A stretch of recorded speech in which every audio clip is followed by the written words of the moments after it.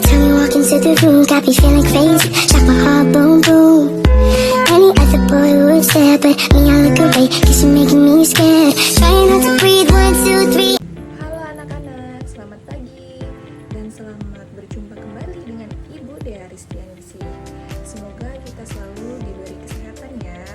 Nah anak-anak, di video kali ini kita akan belajar mengenai ciri-ciri makhluk hidup. Oke, baik. Tujuan pembelajaran makhluk hidup meliputi pemahaman tentang ciri-ciri makhluk hidup, proses kehidupan seperti pertumbuhan, perkembangan, reproduksi, dan adaptasi, serta kesadaran akan pentingnya menjaga keanekaragaman hayati dan hubungannya dengan ekosistem. Apa saja jenis-jenis dari makhluk hidup? Mari kita simak videonya. Makhluk hidup adalah terjadinya yang dapat mempertahankan dirinya dari berbagai bentuk perubahan lingkungan dan dapat berkembang biak untuk melestarikan jenisnya. Jenis-jenis makhluk hidup. Manusia merupakan makhluk hidup yang sempurna yang diciptakan oleh Allah Subhanahu wa Ta'ala. Karena kesempurnaan fisik, intelektual, dan spiritual yang dimilikinya, namun kesempurnaan ini datang dengan tanggung jawab yang besar. Allah menciptakan manusia untuk beribadah, menjadi khalifah di bumi, dan menebarkan kebaikan. Manusia yang mampu menjalankan tanggung jawabnya dengan baik akan menjadi makhluk yang paling mulia di sisi Allah. Sedangkan yang lalai akan jatuh ke dalam kehinaan. Oleh karena itu, setiap manusia harus senantiasa bersyukur atas kesempurnaan ini dengan menjalankan kehidupan sesuai dengan petunjuk Allah Subhanahu wa Ta'ala. Yang kedua, tumbuhan adalah organisme yang hidup yang tergolong ke dalam kingdom plantae sebagai makhluk hidup. Tumbuhan memiliki ciri-ciri yang membedakannya dari organisme lain, seperti kemampuan membuat makanan sendiri melalui proses fotosintesis, serta peran pentingnya dalam ekosistem sebagai produsen. Kemudian yang ketiga, hewan adalah organisme hidup yang bergantung pada makanan organik, bergerak aktif, dan berkembang biak untuk bertahan hidup. Keberadaan hewan ini di alam sangat penting untuk menjaga keseimbangan ekosistem serta mendukung kehidupan makhluk hidup lainnya. Nah anak-anak, apakah kalian sudah paham dan mengerti tentang materi di awal yang Ibu sampaikan di video ini? Mari kita belajar bersama-sama mengenai apa saja sih ciri-ciri makhluk hidup. Mari kita simak bersama-sama. Baik anak-anak, ciri-ciri dari makhluk hidup yang pertama itu ada bergerak.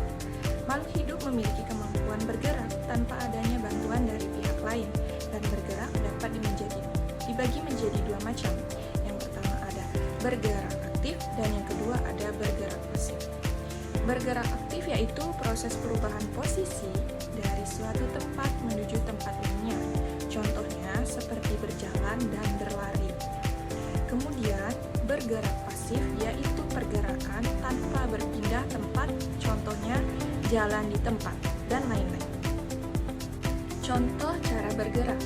Yang pertama, manusia itu bergerak dengan cara berjalan menggunakan kakinya. Kemudian yang kedua, cicak bergerak dengan cara merayap di dinding menggunakan kakinya. Yang ketiga, ikan bergerak dengan cara berenang di air dengan menggunakan siripnya. Kemudian yang keempat, burung bergerak dengan cara terbang di udara menggunakan sayapnya. Yang kedua, bernafas. Manusia dan hewan bernafas dengan menghirup udara yang mengandung oksigen atau O2 dan mengeluarkan udara yang mengandung karbon dioksida atau CO2. Tumbuhan mengalami pernapasan. Perbedaan di siang hari, tumbuhan menghirup udara yang mengandung karbon dioksida dan mengeluarkan udara yang mengandung oksigen, sedangkan di malam hari, tumbuhan udara yang kadang oksigen mengeluarkan udara yang mengandung karbon dioksida. Bernapas adalah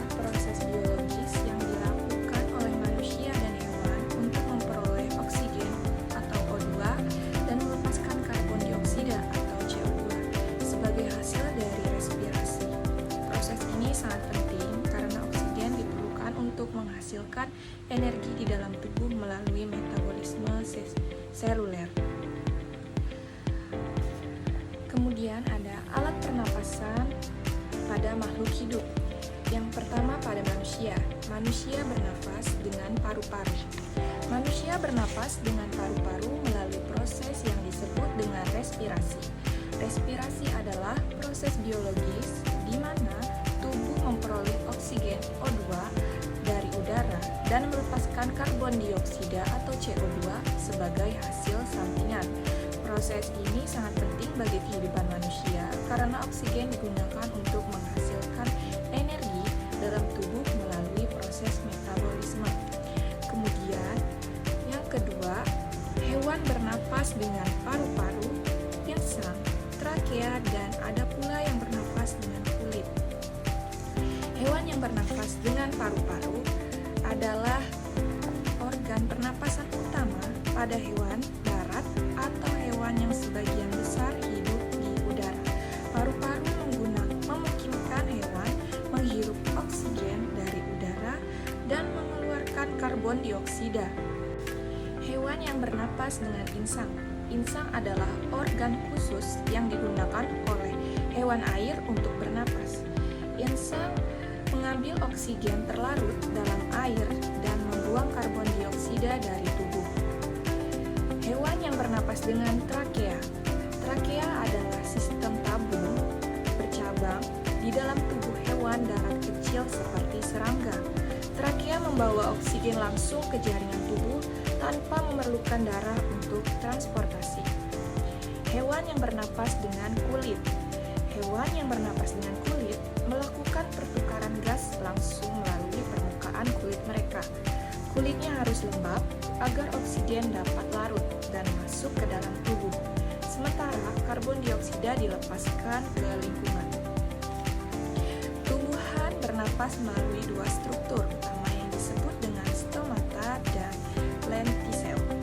Proses pernapasan pada tumbuhan disebut respirasi tumbuhan yang melibatkan pertukaran gas antara tumbuhan dan udara sekitar, yakni pengambilan oksigen O2 dan pelepasan karbon dioksida CO2.